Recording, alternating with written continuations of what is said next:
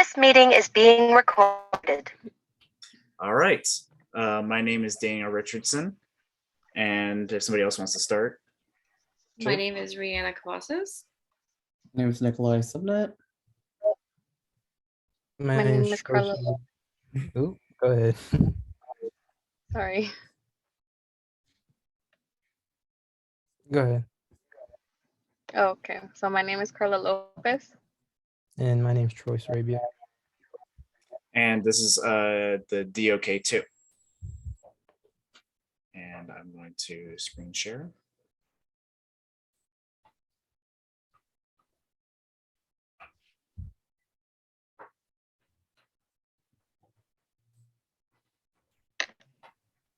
Yep.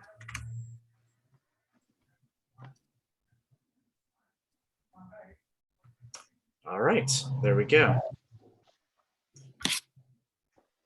So I will be starting off. So we,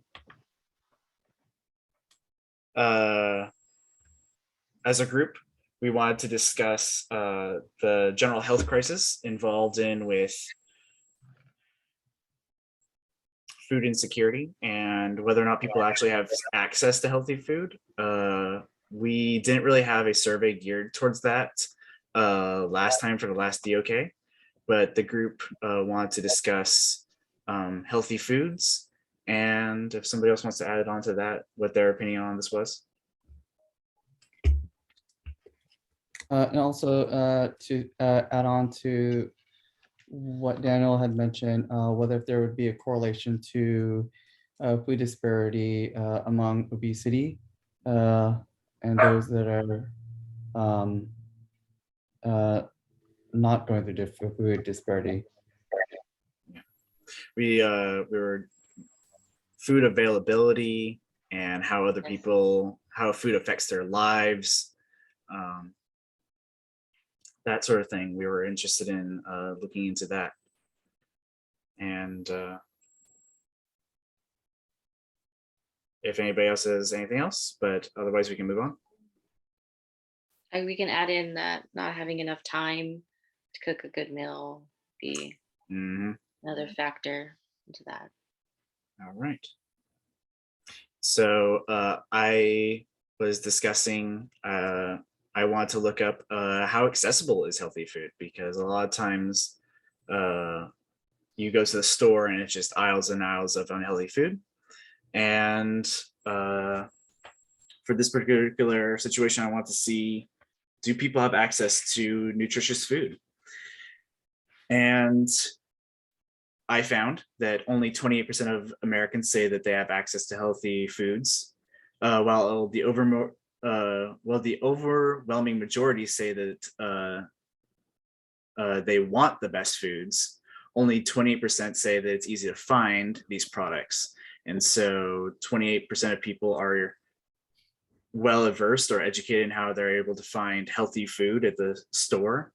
Another 11% said that they they found it just too difficult to track them down at all. And so that's 11% of people that aren't even trying to figure out what the healthiest food is for them when they go to the store. Consumers indicated they have a lot of attention. They pay a lot of attention to healthy food, health-related iconography currently on food labels, but that they say additional information could prove even more helpful. And this is these two different parts are from the same survey. This was a survey of 1,017 people, and nearly half of those surveyed, 48%, say that they frequently check front of packages to see if, so this is just sort of, they check facts up front in the American Health Association's heart check mark. And so I was very intrigued to find that people are relying a lot on whether or not food is labeled as healthy. And that is where they're getting their facts from, is whether or not the the American Heart Association has labeled it as being good for them. The other part was looking up whether or not they even had a store that carried healthy food, whether or not the people could find healthy food in the store. It was, is there a store that carries nutritious food? And this is more what I want to talk about, which was a lot of people who go shopping will buy from their local market. And this is, the food deserts in America are very interesting because nevertheless, it says in the research findings stress the need to improve access to healthy foods in low-income neighborhoods because many residents of low-income communities tend to shop in small neighborhood stores that do not provide healthy options. So a lot of people are going down to their local quick shop and they're buying their food there. And it's doubtful that those sorts of stores will have produce, like we're talking vegetables and fruits. So a lack of access to healthy food options has been identified as an important driver of disparity in diet quality. So people aren't having access to basic produce. And do all Americans have equal access to healthy foods? Millions of Americans are affected.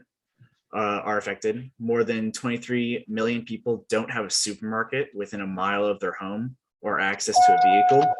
And so people who are having to walk to the store, people that really want healthy groceries that will have to carry bags back home, are probably gonna have to take their bike or a bus or just walk for at least 1 mile. And that can put a strain on people who are sick or the elderly. And those are my findings as far as how accessible is healthy food. And then the next slide. Okay, so for mine, I chose to talk about the affordability of healthy food versus unhealthy food. And what I was trying to go for was a compare and contrast type of situation. So what I found was that a single price of one apple in the United States was around $1.32.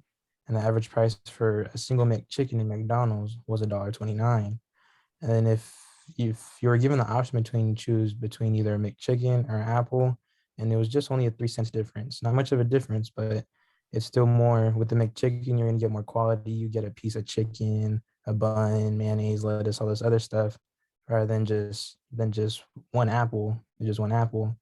And the average person is gonna want to be more satisfied with more food, in which a McChicken does sound more appetizing than just a single apple. And according to a study done by Our World in Data, a healthy nutrition diet is much more expensive than a calorie sufficient one. And this results up to 3 billion people that cannot afford a healthy diet, which makes it hard for people to choose the healthy lifestyle.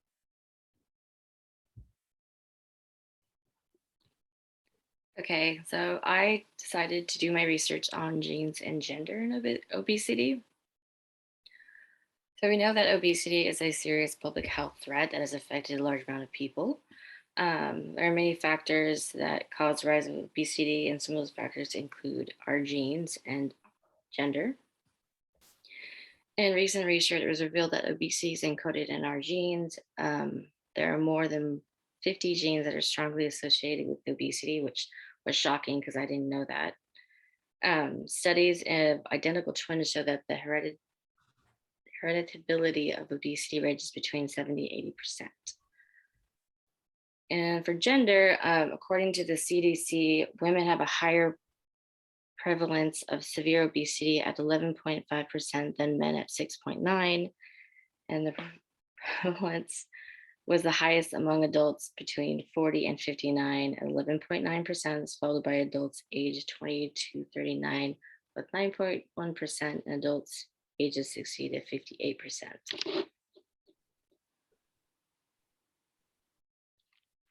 And I did some more research on another website in the next slide, where this is basically goes over how many people are, yeah, how many people are overweight and how many people have obesity and have severe obesity.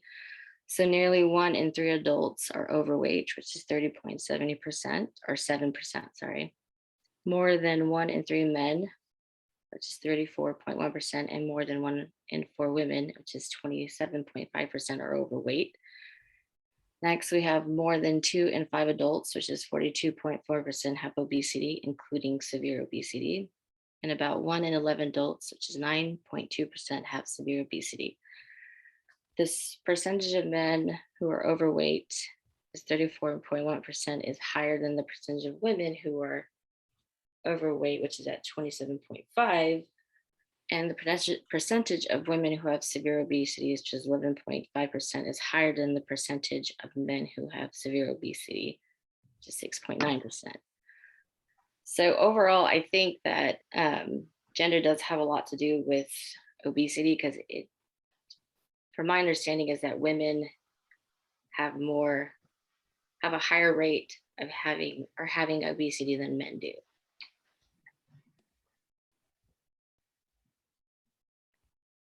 Mine was that I had focused on was obesity and overweight.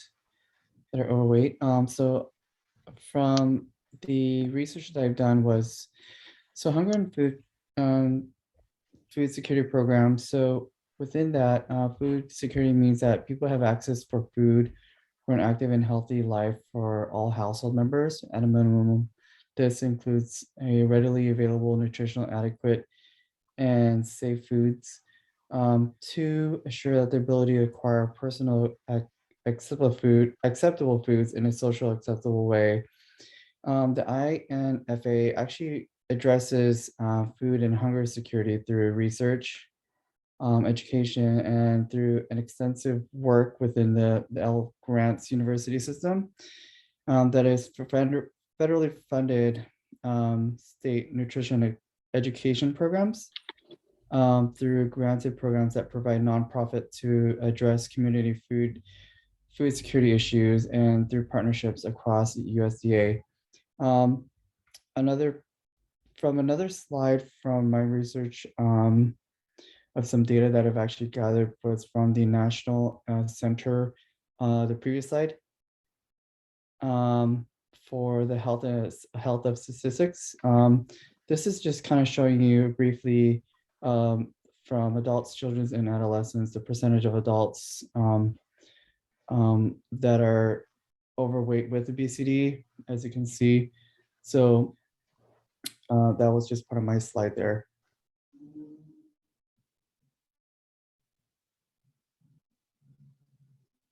Okay, so I was focusing on how a person can get affected with obesity because of time and availability. 13% of adults in the world are obese. 39% of adults 18 and older are overweight. Over 340 million children and adolescents age 5 to 19 were overweight or obese in 2016, and 39 million children under the age of 5 were overweight or obese in 2020. Worldwide, obesity has nearly tripled since 1975. One of the factors that causes it is time management in a person's busy day. For example, work, screen time, time overall, like school, lack of sleep. Employed adults spend a quarter of their lives at work, and the pressure and demands of work may affect their eating habits and activity patterns, which may lead to overweight and obesity. It also affects children and college students the most. As a result of the ever increasing rate of childhood obesity, children are obviously eating more unhealthy foods and engaging in less physical exercise at home and at school than ever before. With a wider range of artificial flavorings, soft drinks, and fast food, obesity has risen to an all-time high. Approximately 95% of students report eating sweets and fats, and only 6% eat 2 or more servings of fruits or vegetables daily. Furthermore, a sedentary lifestyle compounds the problem, with 50% of college students not meeting the required daily physical activity fast food is always the easiest and fastest way to feed your hunger. So for a lot of students, they it's easier for them to eat fast food because it's either you're always in a rush or um, kids, especially kids, they don't have any other options, so they basically have to eat whatever there is at school. They're like they said, they're giving them less vegetables and fruits, and they're just giving them like pizzas, hamburgers, basically not any other option to any healthy food. As well as for college students, they if they're such in a rush to get to college or getting homework done, the majority of them choose the fastest thing, which is fast food. Next slide, please. Okay, so lack of sleep. A study found that sleeping too little prompts people to eat bigger portions of all foods, increasing weight gain.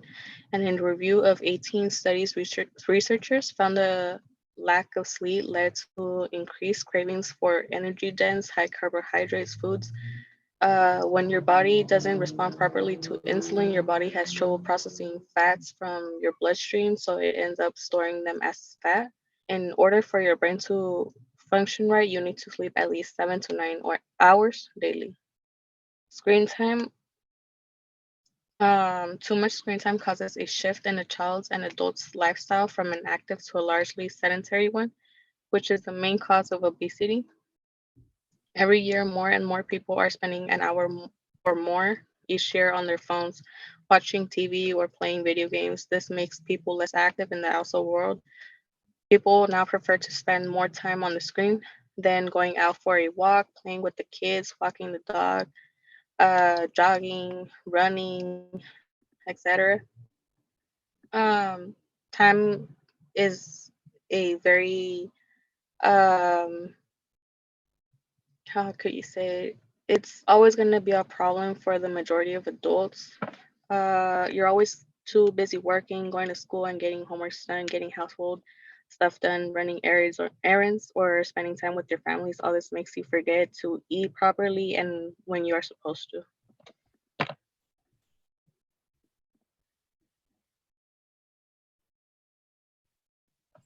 All right. So we have a discussion before we get into some of the bigger math. And so do you expect food insecurity to be associated with a lower GPA among first-year students? As a group, discuss how you expect the study to turn out. Give at least one reason why you think food insecurity and GPA might be related, and at least one reason why you think they might not be related. So I'll kind of start, I'll lead off with the first part of the question. I don't think I think I did expect them to be associated, but I thought that it'd be a stronger association, that it'd be a much wider gap. And so just do you expect the food insecurity? I think I did. I did expect that if people were insecure in their food, that I also expected them to have a lower GPA. Does somebody want to talk about one reason why it might not be related?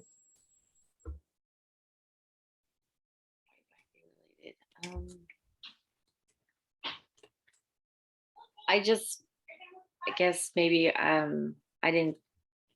It might not be related. Some because it says what do you expect like first year students. So I didn't think it'd be related to your GPA because some of these first year students are either, I mean, they range from being super young to super, not super, but like older.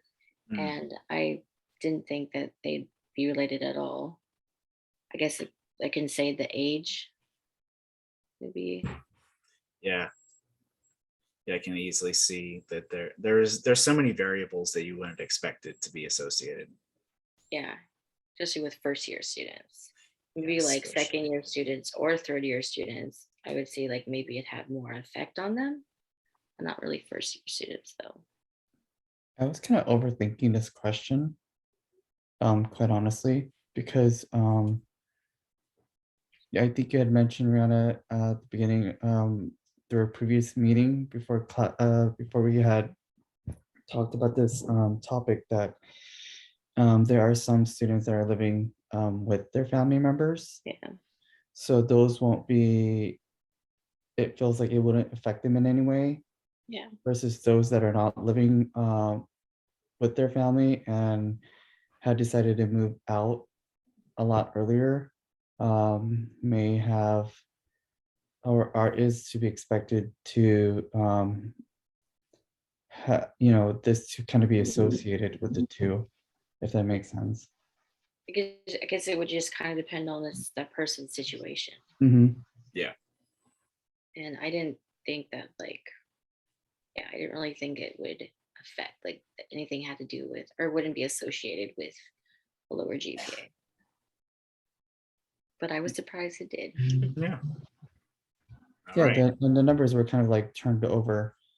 I think all of us were kind of expecting the opposite, Yes. right? I mean, Daniel did mention that before. The numbers, I felt like, I think we can actually relate as a group or come together as a whole as a group, that the numbers feel so reversible. I mean, they're so reversed. Yeah. I really thought that you would have like 81% would have a high GPA, that there Mhm. you'd have like 38% with a low GPA and be food insecure. Mhm. And say it's kind of a little misleading. Yeah. Mhm. Yeah, it kind of does, yeah. All right, next slide.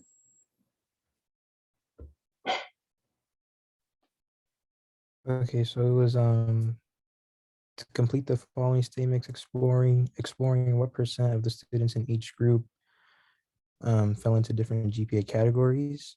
So for the first one, we found that 4.43% of food secure students had a GPA below of 2.5. We found this by dividing 30, which is the number of food secure students with a GPA below 2.5, by 677, the total number of food secure students, by multiplying that by 100. And what percent of food insecure students had a GPA below 2.5? We found this by getting 13 and then dividing that by 159, and that gave us 0.081, which led us to 8.1%. And then for C, what percent of food secure students had GPA between 3.5 and 4? We found this by getting 361 and dividing that by 677, and that gave us 0.5332. And then rounding that off, it's 53.32%. And then what percent of food insecure students had GPAs between 3.5 and 4? We found this by getting 62, dividing that by 159, and that gave us the answer of 0.3899, which equals to 38.99%.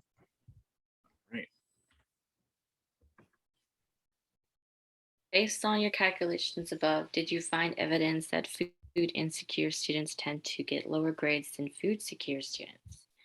Explain why or why not by pointing to the specific calculations in the previous questions. Yes, there is evidence that food secure students do have a higher score than food insecure students, but we also found that there is not a big difference in the scores between a GPA of 2.5 and 3.49.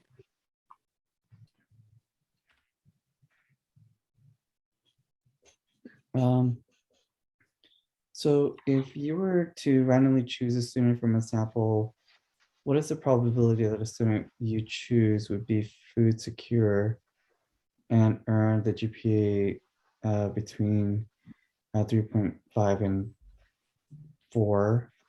If you randomly choose a student from the sample, what was the probability and you choose would be food insecure and earn a GPA between 3.5 and 4? This was really a tough one.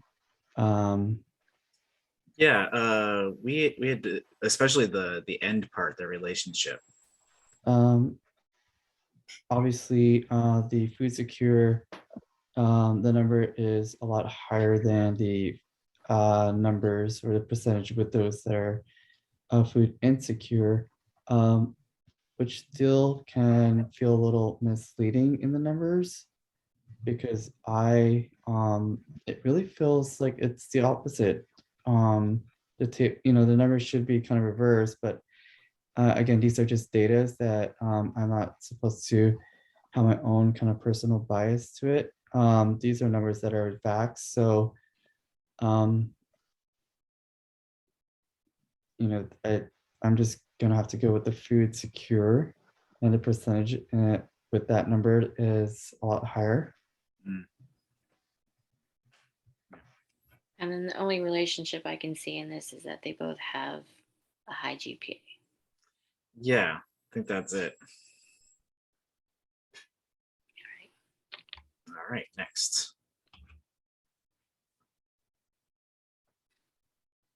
Okay, so it says compute other probabilities your team would need to calculate to explain whether food insecurities is associated with GPA, but could be some confounding variables. So we computed the probabilities, and the GPA for 2.5 for secure and insecure would be dividing 43 and 836, which would get to 5.14%. The GPA for 2.5 and 299 would be 2.87%. The GPA for 3 and 349 for secure and insecure would be dividing 246 and 836, and it would be 29.42%. The GPA for 3.5 and 4 for secure and insecure would be 423 divided by 836, which we would get 50.59%. For food insecure, my bad. For food secure, it would be 677 divided by 836, and we would get 80.98%. Food insecure would be 159 divided by 836, and we would get 19.01%. For the confounding variables, we got students receiving financial aid from their families, how many units they are taking, do they have time, do they have a part-time or full-time job, the difference in age groups, maturity level, and home life. Right. And then we're moving on to part 3. Do you expect food insecurity to be associated with a higher perceived stress among first-year students? As a group, discuss how you expect the study to turn out. Give at least one reason why you think food insecurity and perceived stress might be related, and at least one reason why you think they might not be related. Include your team's personal feelings and experience it when answering. So I'll cover a couple of the points. Moving on. We expected the study to not always be accurate because it depends on the variables of the first-year student, and Carly covered that in the last section, which was whether or not people are still living at home with their parents. Another one was that we wanted to talk about whether or not people are first-year students at a more mature age. Are people who are attending college able to actually handle their own groceries and cook for themselves? Those sorts of things. There's a lot of different kinds of first-year students, and I don't think that it can't be that accurate. But we, for another point, and then I'll let somebody else talk, was we would expect to see higher stress and food insecurity. There to be stress related to learning how to manage their time better. Because for anybody who first starts attending college, there would be that stress of that first couple semesters of managing a full-time or part-time job, and then managing your own life, and then also doing school. We would expect there to be stress associated with first-year students. So we we would expect there to be stress, but it can't always, it can't be reliably stressful. I guess you can also say there'd be kind of different kind of stress too. Yeah, Like seeing from the age, different ages between the first years. It could be stress, just starting it, or stress going back to school, or stress trying to juggle everything. So you can just say it kind of depends on the person. that too. It really all depends on the person as well. For example, I think me personally, if you don't have older siblings going to school, like for example, college or university, and you're just the first one and you don't know what to do, basically. So that's a lot more pressure on you. Yeah. I've been in that situation. That's the same with my brother. He was the first one to graduate out of college, and then I'm going to be the second one. So, and I'm Nice. older. So yeah, there's definitely different variables that play a factor into this. Different situations, obviously. So you have to come up with an open mind for sure. You know, but- it just depends on everybody's situation, what they got going on. Everyone has different things that go into what's going on with them, and everyone's situation is always different. Exactly. That's very true. But I think that while we all do agree that everybody's situation is independent and people are different. I think that the group does agree that we if stress, if a student is experiencing stress, we would expect food to be at least one of those reasons why they're being stressed. Absolutely. Yeah, I know that a couple of weeks ago I was struggling because I just didn't have time to do schoolwork and regular work and also cook myself a nutritious meal. So Mhm. yeah, Yeah. it just, and I've been doing this for a while, and I've had so I would expect there to be some stress associated with this. Next. Okay. So for the graphs, not as great with the graph. I'm gonna give my understanding of it, and if anyone else wants to help out afterwards, Yeah. I appreciate that. Okay, so the research found that the food secure students had an average perceived stress score of 26.2 with a standard deviation of 5.8. And then we're supposed to draw a normal curve for the food secure students, and you should label the mean, standard deviation, then mark 1, 2, 3 standard deviations above, below the mean. So right here we have all the different graphs. And then for the mean, we got, for the first deviation, we got P, and it's 20.4, and then less than, It would be that's 20.4 is the first deviation to the less than the mean. yeah, less than the mean of to 32. And then for the, Yeah, so it'd be we subtracted one standard deviation from 26.2, and we got 20.4, and then we added one standard deviation and got 32.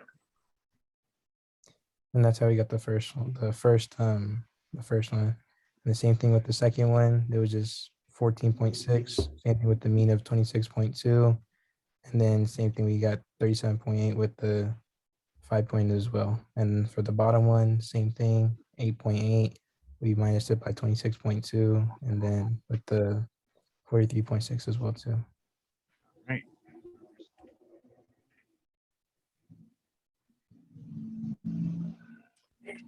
All right. So the researchers found that food insecure students have an average perceived stress score of 30.2 with a standard deviation of 5.7.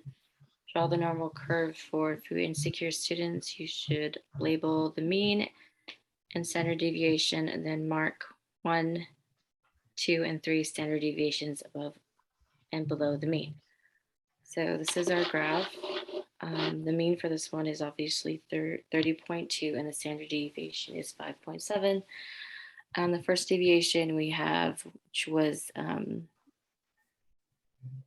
subtracted, you get 24.5, and then the next one would be adding, which is correct.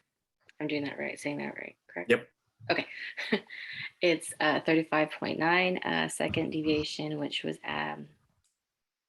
subtracted, which is 18.8, and next one was 41.6 once you add, and the third deviation, which was 13.1, which once it was subtracted, and 47.3 when it was added.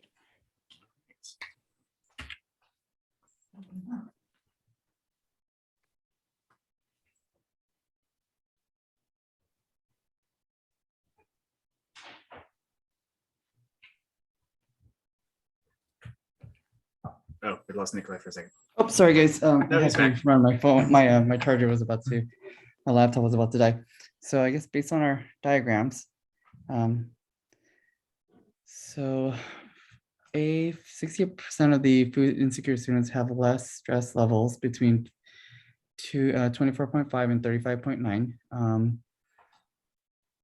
68% of the food secure students have stress levels between 20.4 and 32. 95% of the food insecure students have stress levels between 18.8 and 41.6. 95% of the food secure students have stress levels between 14.6 and 37.8. So research considers the scores of 28 or higher to be high stress. What percent of food secure students qualify as experiencing high stress? And the number is 38%. So if you calculate the Z-score associated with X equals 28, among food secure students, reminder that the food secure students had an average perceived stress score of 26.2 with a standard deviation of 5.8.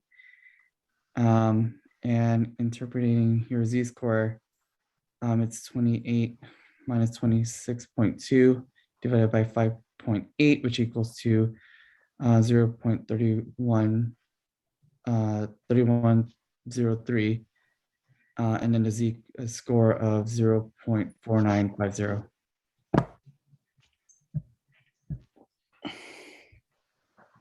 Okay, so you want to know what proportion of food secure students had less stress of 28 or higher when you use a normal applet or GeoGebra. Should you look to the left or to the right? You would look to the right to look for higher answers, and like as it shows on the what's it called, on the graph. Yep, there you go. The researchers considered scores of 28 or higher to be high stress. What percent of food insecure students qualified as not experiencing high stress?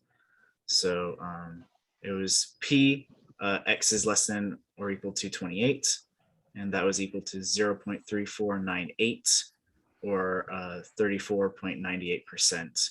Were not experiencing high stress, as you can see on the graph below.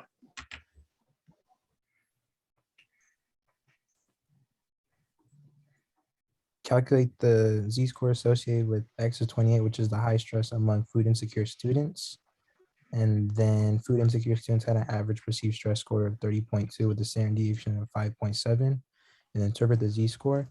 So 28 is the overall X and 30.2 is the stress score. And we divide that with a standard deviation of 5.7, and that gives us negative 0.3859. And from this, we can take away that the Z-score is less than one standard deviation from the mean.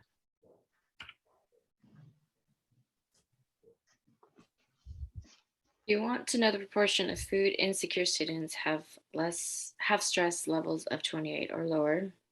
When you use normal applet or GeoGebra, should you look to the left or to the right? When looking for lower proportions, we look to the left. as you can see on the graph.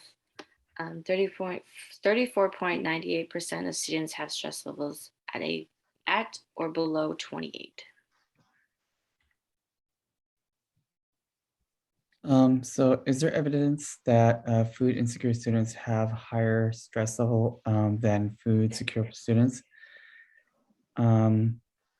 So you saw that even among food secure students, there was a diversity in their GPA and stress level. Likewise, among food insecure students, there was diversity in their GPA and their stress levels. What other factors do you think determine these outcomes? Brainstorm at least 3 factors that you believe might be predictors of GPA and stress levels.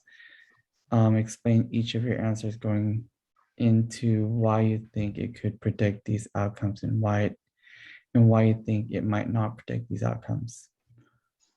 Like it's this Mm. section, we can just, At this point, we can just kind of discuss really quick. I know that we talked a little bit in the past about is there evidence that food insecure students have higher stress levels? And I think it's just sort of evident. I mean, if you guys don't mind me going back really quick, go for it. you can see that like their stress level is at 30 to start with over here. And then for food secure, it starts at like 26. So I think that it's safe to say that food insecure students begin the mean is higher. Yeah. And so it's already in they're already stressed.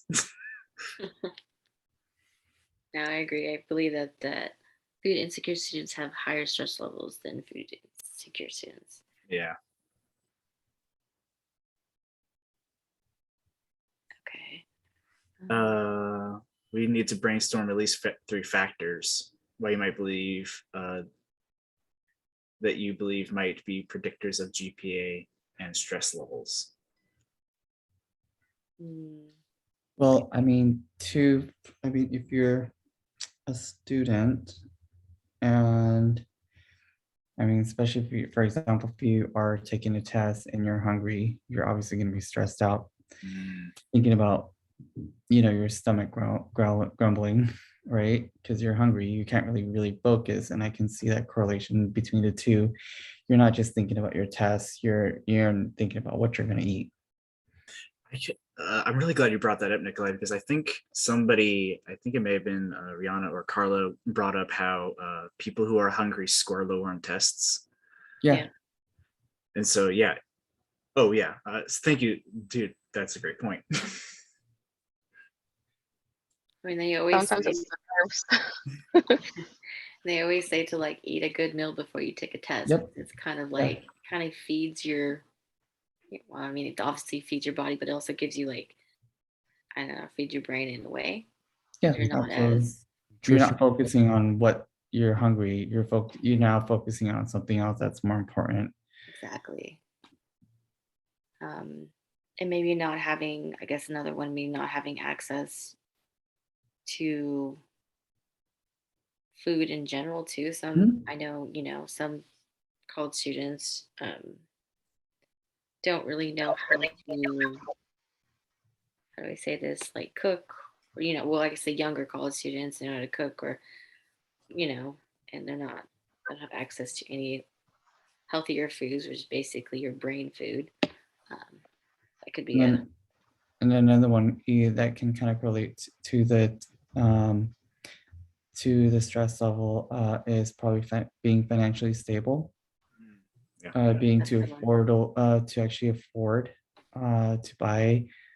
I mean, whether that's good nutritional food or junk food, but financially being stable to be able to afford such things can correlate to it too as well.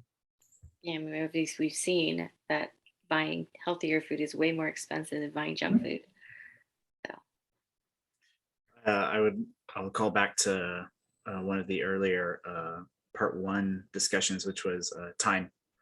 and whether or not people have time, because if you're working, if you have any amount of work, if it's full-time, part-time, that's cutting into your study time.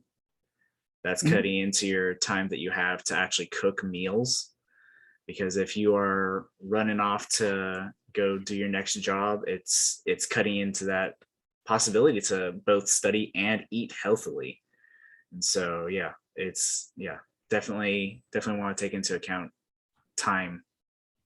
Time is huge.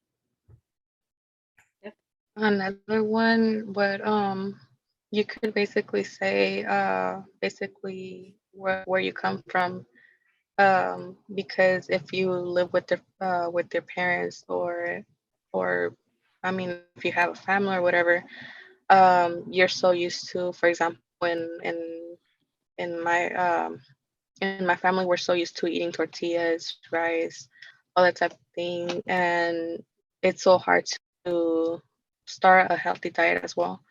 So it's more easier to go to the store and buy the same thing all the time, and instead of vegetables and fruits, because it's like Rihanna said, it's more expensive too. Yep. You kind of pay for what you get, Hmm. right? Yeah. Cook what you know how to cook too. Exactly. Whatever's Yeah. easier. And then if you, for example, if it's during the winter and you eat pozole and menudo and all Mm, the tamales, Yeah. it's harder. yep. Yes. Been there. All right. I think that covers this last question. That's everything. If anybody has any closing remarks, go ahead and tell me when you guys are done. No closing remarks. I'm done. This was a very interesting project overall, individually, and conversating as a whole group, and sharing all of our information together and what we've actually gathered. So I found it very, very fascinating. We're definitely a very cultured group, which is really, it's awesome. So you kind of get a lot of different answers, perspectives from different people. So I really, really enjoyed the whole project overall as a whole. It kind of makes me a little bit more open-minded to different things out there.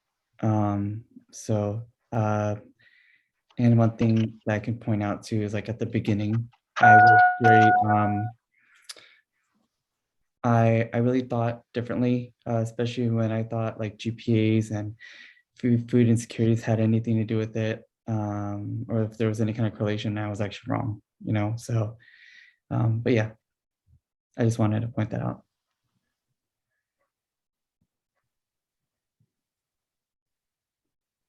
All right. Then I will end the recording here. And